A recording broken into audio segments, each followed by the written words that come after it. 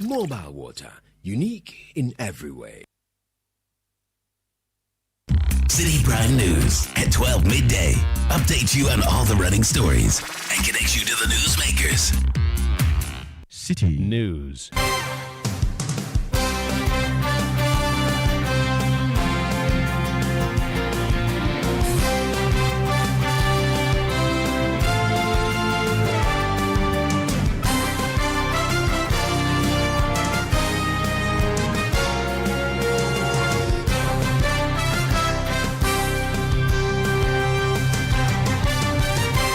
It's midday. Hello, good afternoon, and welcome to the Citi Prime News. We're coming to you live from our studios at number 11, Dr. Martin Loop in Adabraka, Accra. My name is Adjuatin Krama Domina. Coming up, pressure mounts on government and parliament to reverse executive and legislative instruments which have reclassified the Achimota Forest and other forest reserves.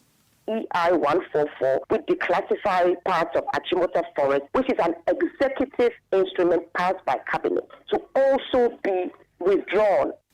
Also coming up, University of Cape Coast terminates appointment of its Vice-Chancellor, Professor Nyako Boampem, whose contract extension and renewal was supposed to take effect today, August 1. You are accordingly directed to hand over your office to the Pro-Vice-Chancellor of the University immediately upon service on you of this letter. You are further directed to hand over all official effect to the Pro-Vice-Chancellor. Still in the bulletin, millions of cedis lost to fire outbreak at Kwandaso Market in Kumasi this morning as traders count their losses.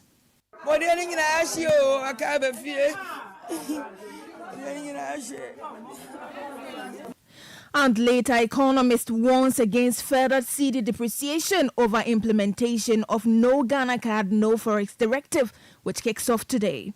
It will have a negative effect in the economy, and largely the effect is that depreciation of the cedi. The cedi will not be able to perform better against these foreign international currencies.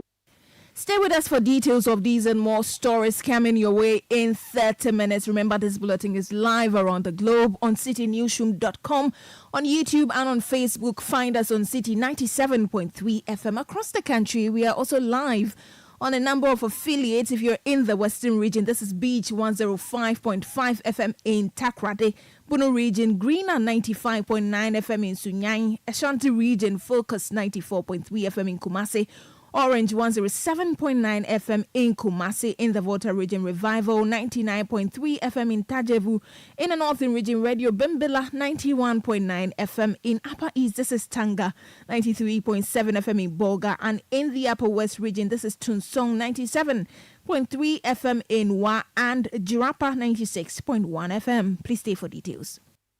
Citi Prime News at 12 midday. Update you on all the running stories and connect you to the newsmakers. Grateful for your company this afternoon. We begin on matters relating to the reclassification of some forest reserves, and the civil society organizations in climate change space have called on executive and parliament to reverse the legislation permitting forest reserves development. The coordinator for eco-conscious citizens, Aula Sewa, argued on the City Breakfast show that declassifying forest reserves is not in the country's interest and must not be permitted to prevail. We are asking for both EI 144, which declassify parts of Achimota Forest, which is an executive instrument passed by cabinet. We are also asking for LI 2462, which was passed by Parliament, to also be withdrawn, because those two pieces of legislation are not in the interest of Ghana or Ghanaians. We are thinking of private persons who are going to make money at the expense of Ghanaians. You have a coordinator for eco-conscious citizens, Awola Sewa. Well, Deputy Director of Arocha Ghana, Daro Bosu, has also been speaking, and he's urging the Lands Minister to reverse the legislation and block any attempt to reclassify forest reserves. Research is indicating that if we really secure Achimota Forest, it is going to avert the loss of life of 207,000 Ghanaians, because air pollution alone is a significant contributor to health rates in the city of Accra. So I don't see why just for a few people, government will want to pursue this agenda to declassify portions of Achimota Forest. I think we can do better. And it's not only for us, but also for generations yet to come. So just imagine Accra without a forest at all. This place is going to be inhabitable in some years to come. Deputy Director of Arocha Ghana, Daro Bosude. Additionally, the country lead for Clean Air Ghana, Desmond Appiah, also noted that a reduction in greenery has contributed to an increase in respiratory diseases in the country, surpassing rate from previous years. All the assemblies that border the Achimota Forest, all the assemblies, if you look at their health records over the past 5 to 10 years, upper respiratory tract diseases are number in the first 3 causes. And even for Ghana as a country, according to WHO, currently, air pollution-related diseases are the number 2 cause of death for the country. So sometimes because people do not see the air, and sometimes it's also difficult to have a clearer sense of what we are breathing in, we tend to overlook these things. But the numbers are clear. You have a country lead for Clean Air Ghana, Desmond Appiah. But that's not all, because private legal practitioner Clement Akapame leveraging legal frameworks to alter land use may not necessarily yield benefits for the general public, and that's what he believes. Even though there's a quote-unquote a legal basis, there's a greater basis of protection of the environment and protection of mankind.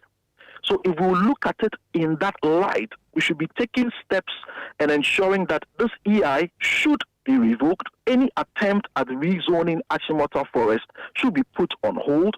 We should not destroy the integrity of, I hear, the only green belt that we have currently within the country. So those who are undertaking the enterprise will point to a law and say we followed the legal process. You heard private legal practitioner Clement Akapam. Well, let's stay a while longer on this subject, because a former ranking member on the Lands and Forestry Committee of Parliament, Dr. Rashid Pelpo, says all attempts to get the Executive Instrument 144, which declassified the Achimota Forest, reversed have been unsuccessful. Dr. Pelpo, who was ranking member at the time the EI came into force, says although the president acted within the confines of the law, the decision must not affect the general comfort of Ghanaians.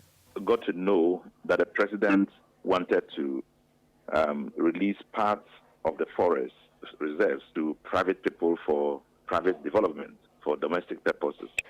And when we got to know about it, we sent a protest to the minister, and when I talk about I'm talking about the minority side of Parliament on the Committee on Lands and Forestry. We insisted that it was wrong for the president to do what he did. In fact, I made a statement on the floor of Parliament and requested that the president should reverse his decision. But that has not happened. We cited the Achimota Forest as one clear example of the government disregarding our forest areas and going into them in a manner to suit their personal interests, either their agents who are doing mining in those areas or themselves, selling the land to themselves for ownership on permanent basis. The truth is that they acted within the confines of the law by saying the president, who has the authority to issue an executive order, has gone ahead to do what he did. And he can point at it and say, well, it's legal, I've done this. But that is not sufficient. You don't allow legal issues to be used negatively to affect the comfort of the generality of the people. So I think that we can still go ahead and fight it and ensure that the right thing is done.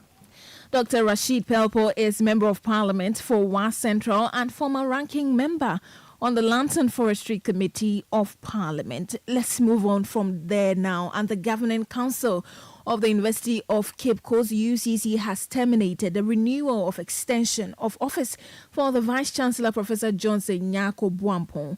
The Vice-Chancellor was appointed in August 2020 for a term of 4 years, which elapsed yesterday, July 31, 2024. Now, Citi News understands that at a council meeting last year, the VC asked for a contract renewal of 2 years. The renewal has, however, been described as void because it breaches the university's statutes. A letter cited by Citi News, signed by the chairman of the council of the university, directed Professor Nyako Buampong to immediately hand over all official documents in his possession to the Pro-Vice Chancellor. Here are excerpts of the letter terminating the contract and appointment of Professor Nyako Buampong.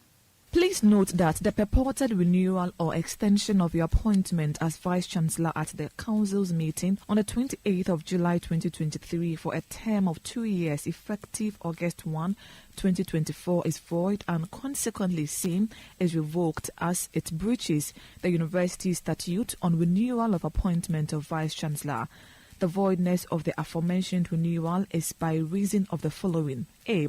The compulsory retirement age for public servants is 60 years as provided by Article 199 Clauses 1 and 4 of the 1992 Constitution. B. While your appointment may be extended by 2 years at a time up to a maximum of 5 years beyond your retirement age by contract, as provided in Article 199 Clause 4 above, there has not yet been any such contractual extension, and such extension is applicable only to your appointment as a member of the university in general, but not applicable to your position as the Vice Chancellor, since the University Statute has placed a limit on same in Statute 8.2.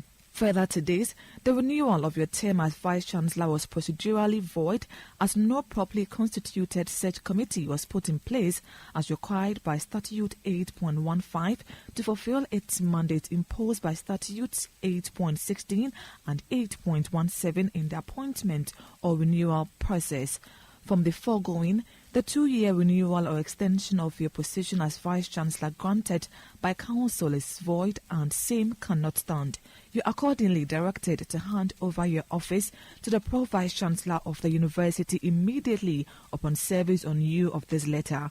You are further directed to hand over all official effect to the Pro-Vice Chancellor. For the avoidance of doubt, this termination of your position as the Vice Chancellor does not in any way affect your appointment as a senior member of the university. By a copy of this letter, the Pro-Vice Chancellor is directed to take over and act as Vice Chancellor with effect from August 1, 2024 until a new and substantive Vice Chancellor is appointed. Those were excerpts of a letter terminating the appointment of the Vice Chancellor of the University of Cape Coast, Professor Johnson Nyako Buampong, read to you by my colleague Hawa Idrisu Mustafa. Let's do some more stories. This afternoon, residents living around Anya School Junction in Accra have issued a 1-week ultimatum to authorities for street lights and non-functioning traffic lights in the area to be fixed. The score is triggered by numerous pedestrian knockdowns on the Awoshi-Ablekumapokwasi Highway due to non-functioning traffic lights. Now, after a demonstration to register their displeasure this morning, the Assembly member for Anya West Electoral Area, Michael Akwa, impressed on authorities to urgently attend to the situation. We have informed the authority with couples of letters. The Urban Roads and the MC and the MTT, the police office, all of them are aware about this light. And police people have been here to control the traffic, but rather unfortunately, when they come, they are not controlling the light. They will be sitting and tapping their phones at Omotuo Safi Junction there. And they are doing nothing here. Only one guy normally is used to help to control the traffic. But the main issue happens in the night. So we are looking forward for the traffic light and the street light. Today, I think we are about to meet with the police commander and the MC so that we see a necessary action that can be done within a shortest time as possible. That's the Assembly member for Anya West Electoral Area, Michael Akwa. Let's move on to some other stories now. The Member of Parliament for Imprisu Davis and Sonpoku has lamented the lack of adequate funding for the newly established National Hydrological Authority. The authority, which was established to enhance flood control, has attributed its failures to complete most drainage projects to non-release of budgetary allocations by the Finance Ministry. Now, during a Public Accounts Committee sitting, the Imprisu MP, who also serves on the Works and Housing Committee of Parliament, urged the government to support the Hydro Authority to deliver on its mandate. Last year, we established the Hydro Authority, and it looks like it still remains the same. No funding. And the zeal at which we went through this bill for it to be made an authority, it seems to be eroding, which is a bit of a difficulty. I mean, I've stayed in Asalam Down, and I know the effect of hydro and these rains and all of that. And if we have established this institution, and the ministry is failing to provide adequate funding to the authority, then it's problematic. So please, maybe we use this medium to appeal to the government, and especially to the Minister for Finance, to release funds to the Hydro Authority and also to the ministry. David Ansel Poku is the Member of Parliament for Empire. So this is the Citi Prime News. When we return, millions of cedis lost to fire outbreak at Kwandaso Market in Kumasi. Traders count their losses. We'll bring you details of that story and others shortly. Please stay. Citi Prime News at 12 midday. Update you on all the running stories and connects you to the newsmakers. Imagine a one-stop shopping experience for all things made in Ghana, and this is Ghana Exhibition 2024. Get ready to explore the remarkable fair to showcase the rich diversity, talent, innovation, and mastery of made in Ghana products and services with the This is Ghana Exhibition 2024. Now Channel 1 TV and 97.3 Citi FM invites you to immerse yourself in a vibrant showcase of authentic Ghanaian products and services in the biggest trade fair and exhibition for local SMEs, startups, research and manufacturing industries, homegrown businesses, and indigenous corporate bodies that Ghana has ever seen. We shall promote, we shall support, and patronize various Ghanaian products, solutions, and services that are redefining the views on indigenous products and their packaging across all sectors. The date, 31st of August and the 1st of September 2024. The time is 10 a.m. to 5 p.m. each day, and the venue is the Accra Metropolitan Assembly. Call us now on 0205-973-973 for inquiries on how to participate. This is Ghana Exhibition 2024 is powered by Channel 1 TV and 97.3 Citi FM, and is proudly sponsored by MTN, Core Natural, Ghana National Gas Company, Ghana Pay Mobile Money, People Beverages, Exim Bank, and Petroleum Commission Ghana. Channel 1 TV is live on DSTV, GoTV, and HD+. On DSTV, find us on Channel 363. On GoTV, we're on Channel 117. And on HD+, get us on Channel 108.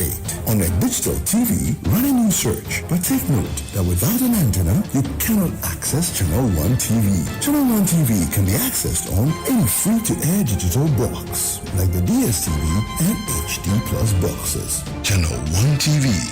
Telling your story, empowering change. Citi Prime News at 12 midday. Update you on all the running stories and connects you to the newsmakers. You're welcome back. Let's bring you some other stories. Now, Chief Economist at the Policy Initiative for Economic Development, Dr. Daniel Enim, has warned of further depreciation of the cedi if the Bank of Ghana does not implement its customer identification directive properly. Now, in a new directive from the Bank of Ghana, which takes effect today, all persons seeking to buy or sell foreign currencies must provide a Ghana card as proof of identification, while foreign nationals are required to present their passports for biometric verification. Some stakeholders have warned that this new initiative will shift customers from forest bureaus towards unauthorized foreign exchange points, popularly called the black market. Now, speaking to Citi News on this matter, Dr. Daniel Enim says the Bank of Ghana must introduce a counter policy to prevent individuals from transacting business in the black market. They need to weigh the options very well. It is not just a policy by saying it is mandatory. Then once you are rolling it, then you should have a policy to deal with or to prevent the black market transactions. If you are able to succeed, then the policy will become very effective. But if you are rolling a policy, making it mandatory, which is good though, and you are unable to prevent people from transacting forex in the black market, then the intended policy will be defeated. Then that is my summation. Definitely it will affect the performance of the cedi, and that is exactly what is that. Apart from the economic factor, that is our inability to attract more inflows into the country. Largely what happened is that we have people having this forex in their bedroom, wherever they keep it, without records. Bank of Ghana does not know how much of such money that is in the hands of individuals, and it affects planning. And what it means is that you go in for inflows into the economy, and a lot of people takes it out there. You do not have a record, you don't know where it is, and it depletes your reserves, and you are unable to meet the demand. Anytime business people, business individual needs kind of money for exportation. So you find it very difficult to plan your forex transactions at Bank of Ghana, and it will have a negative effect in the economy. And largely, the effect is that depreciation of the city. The city will not be able to perform better against the foreign international currency. That's the Chief Economist with the Policy Initiative for Economic Development, Dr. Daniel Enim. Now, the flag bearer of the National Democratic Congress, John Dramani Mahama, says he will seek additional IMF funds to help Ghana resume its debt repayment if re-elected. Ghana defaulted on most of its $30 billion external debt in 2022 after the effects of overstretched borrowing were worsened by the COVID-19 pandemic, impacts of the Russian-Ukraine war, and higher interest rates at the global level. The IMF has already disbursed $1.56 billion with another $360 million due by December. Now, speaking to Reuters news agency, the NDC flag bearer said he will renegotiate the terms of the IMF bailout to boost local ownership of future oil and mining projects. I've been in an IMF program before when I was president, and I know that the IMF is not averse, to sitting and talking and renegotiating. Are we going to renegotiate the bailout and make sure that some more money is added, even in the time when we're going to go into debt repayment? I think that we are at the upper range of taxes on profit. And so I do not think that new taxes are intended for that industry. But I do think that in some cases, the level at which we locked in the royalties is low. John Mahama is flag bearer of the National Democratic Congress. Let's take you to the Ashanti region now. A devastating fire has ravaged part of the Kwadaso market in a region, destroying over 40 shops. The fire began in the early hours of today, Thursday, August 1, 2024, and traders at the market said they have lost millions of cedis due to the inferno, with shops containing fabrics, footwear, food items, and other goods being destroyed. All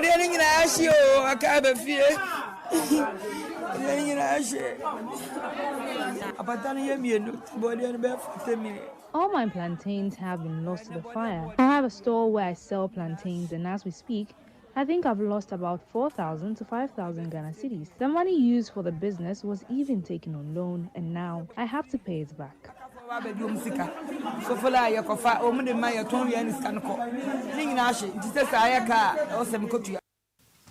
You heard a trader lamenting the impact of the fire outbreak today at Kwadaso markets. Meanwhile, in an interview with Citi News, the public relations officer of the Ashanti Regional Fire Service, DO3 Peter Adai, indicated that a team had brought the fire under control and that investigations were underway to ascertain the cause of the fire.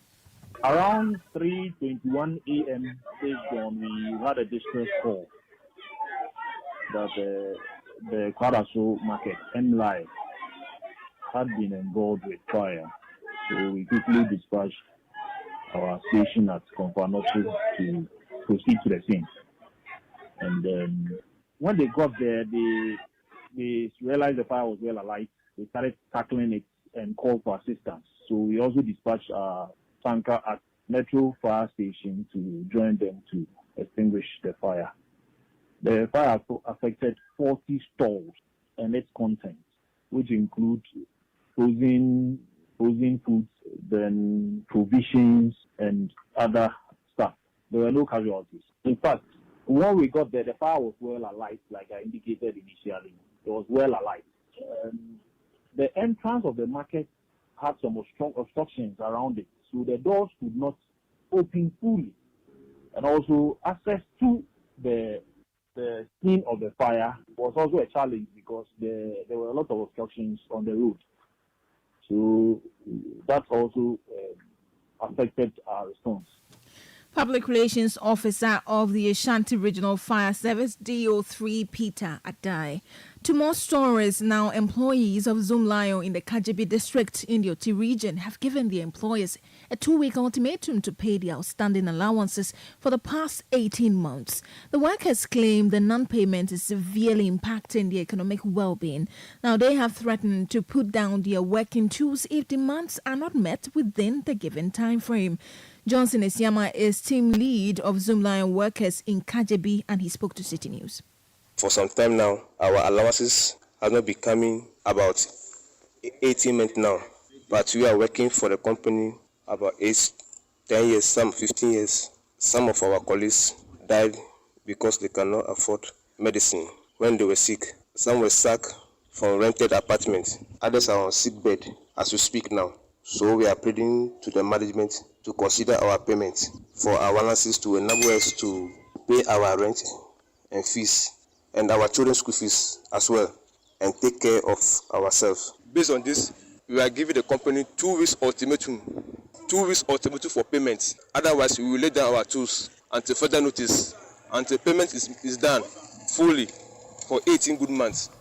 You heard Johnson Esiama, his team lead for the employers of Zoom Lion in the Kajebi district of the Oti region.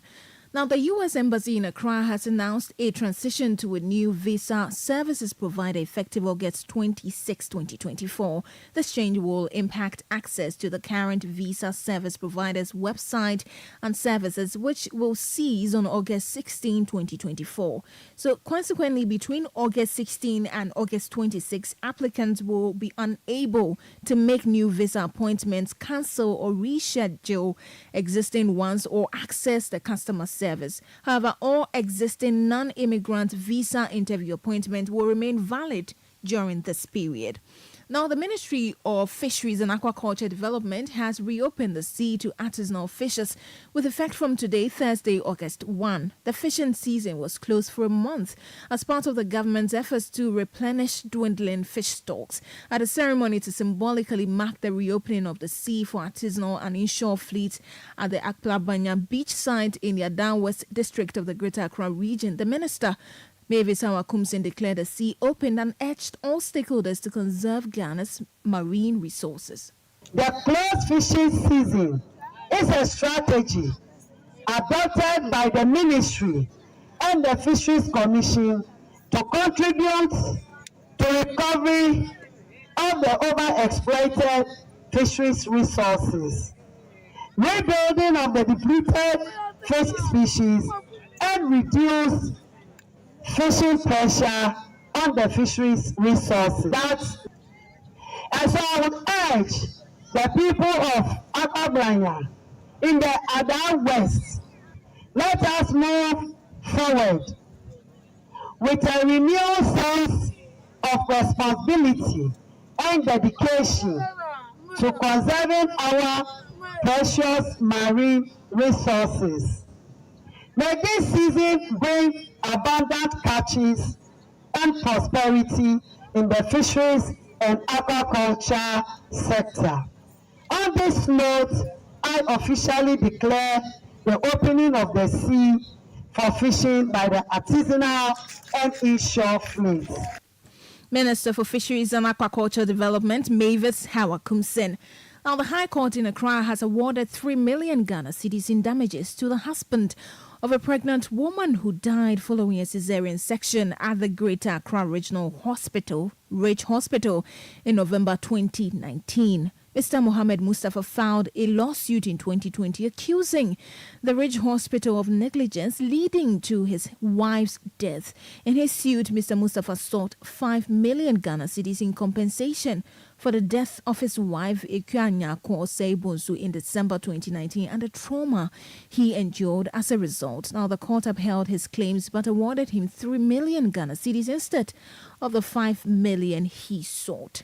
Away from that now, the African Women Leaders Network has applauded the passage of the Affirmative Action Bill, deeming it as a long-awaited and significant milestone. The Affirmative Action Bill was laid in Parliament in October 2023, though the bill has been in development for over 6 years. Now, speaking on the sidelines of the AWLN Ghana Awards ceremony, the chair of the Ghana chapter, Dr. Charity Benka, stated that while the passage of the bill is a positive step, substantial efforts are still required to ensure its effective implementation and sustained relevance. We should be excited enough that the bill has been passed. But like many other bills that are passed into law, and sometimes we even forget that they exist, the work actually has begun. We need now to look at it. Some people are hailing the bill. I mean, the law. Now it's no longer a bill. People are hailing the passage of the bill into law. But if you ask them which a particular aspect of the bill, they don't know. So I think that there's work to be done. We need to do a lot of work to create awareness, and I think Awlins should be able to be interested in that. Should be interested in creating awareness about the provisions of the law, so that women can seek redress. If the law is there and I don't know about it, I will continue to be abused. So I think that we just need to look at the law and see how it will work for us, and actually give a lot of publicity around the law. Dr. Charity Benka is the chair of the African Women Leaders Network Ghana chapter. And that's our package for you for today's edition of the Citi Prime News, which has been live from our studio in Adabraka, Accra. For more stories, please log on to citinewsroom.com. My name is Ajua Tinkramadum. I thank you for your company. Good afternoon. Citi News, we speak first. Reach our hotline on 0302-224959 and get interactive on Facebook, Citi 97.3 FM, and on Twitter at Citi 973. Imagine a one-stop shopping experience for all things made in Ghana at the This Is Ghana Exhibition 2024. Get ready to explore the remarkable fair to showcase the rich diversity, talent, innovation, and mastery of made in Ghana products and services with the This Is Ghana